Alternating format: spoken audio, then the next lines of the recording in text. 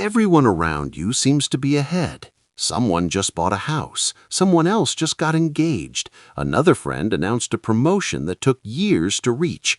And without realizing it, a quiet pressure starts building inside you. A pressure that whispers, "You're falling behind."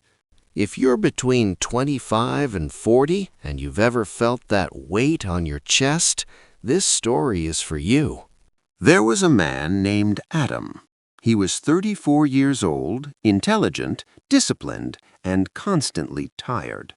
Not the kind of tired sleep fixes, but the kind that comes from chasing timelines that never feel close enough. On the surface, his life looked respectable. He had a stable job, a decent income, and the approval of people who believed he was doing fine. But inside, Adam felt like time was slipping through his fingers. Every morning began with urgency.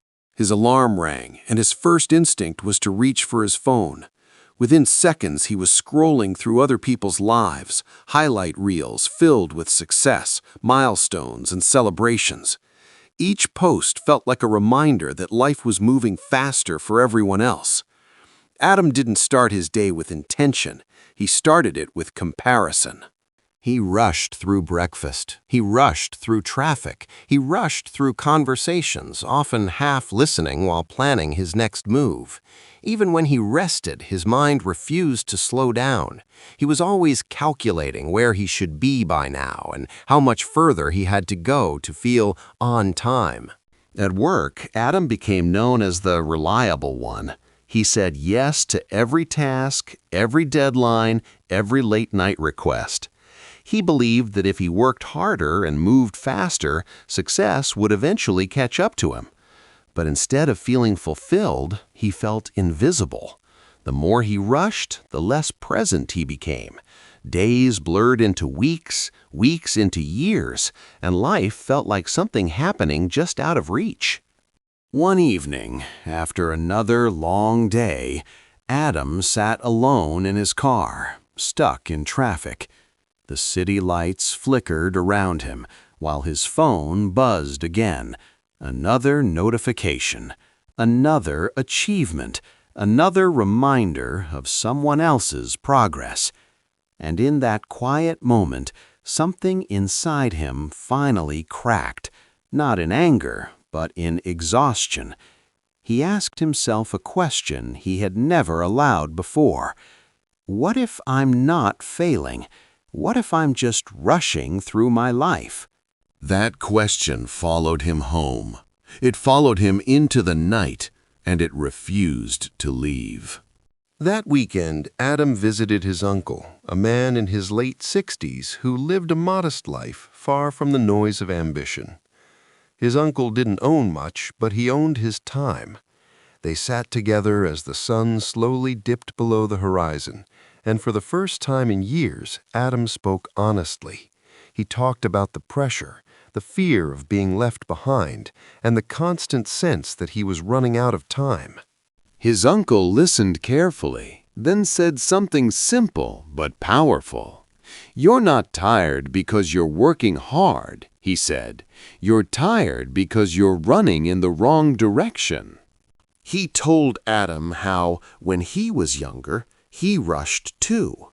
He rushed into decisions without understanding himself. He rushed into goals that weren't truly his, and by the time he realized it, years had passed without meaning. "Life doesn't reward speed," his uncle said. "It rewards awareness." That night, Adam drove home quietly. He didn't feel inspired in the dramatic sense. He felt unsettled, but in a good way. The next morning, he made a small decision.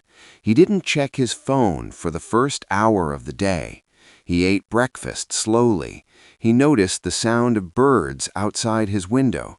For the first time in a long while, he wasn't racing the clock. Change didn't happen overnight.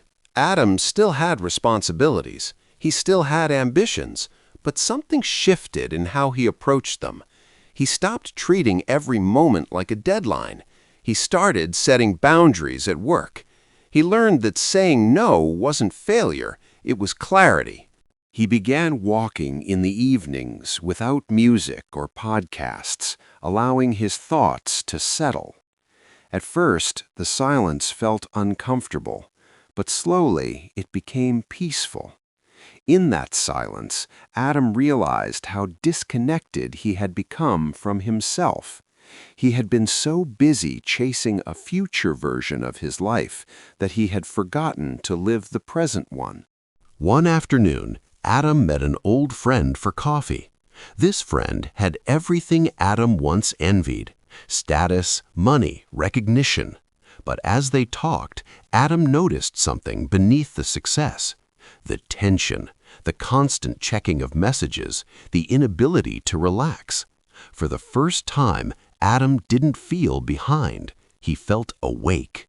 He understood then that many people weren't ahead. They were just running faster, often without knowing why. Over time, Adam redefined success. It wasn't about how quickly he reached milestones, but how aligned his life felt. He focused on skills instead of titles, growth instead of applause. He invested in relationships instead of appearances. And slowly, his confidence returned, not from achievement, but from self-trust. Life still challenged him. There were setbacks, doubts, and moments of fear, but now he faced them without panic. He knew that becoming takes time, that healing isn't instant, that purpose unfolds gradually, not according to a schedule, but through experience. Years later, Adam looked back and realized something profound. Slowing down didn't make him fall behind, it helped him arrive, fully, honestly, and intentionally. He hadn't missed his life, he had reclaimed it. If you're listening to this and feel like time is running out, let me tell you this clearly. You are not late. You are not broken. You are not failing. You are in the middle of becoming the person you're meant to be. The pressure to rush comes from comparing your chapter 1 to someone else's chapter 10. But life doesn't unfold in straight lines. It unfolds in lessons, in pauses, in moments that shape you when you least expect them. Stop rushing your life. Some things cannot be hurried. Confidence, meaning, peace. These are built slowly, quietly, over time. Take a breath. Look at where you are, not with judgment, but with understanding. The path you're on is teaching you exactly what you need to learn. And remember this, the goal isn't to arrive early. The goal is to arrive aware. This is Story of Becoming, a place where growth is respected, not rushed. If this story spoke to you, take a moment to like, subscribe, and share it with someone who feels the same pressure you once did. Until next time, slow down. Your life is unfolding exactly as it should.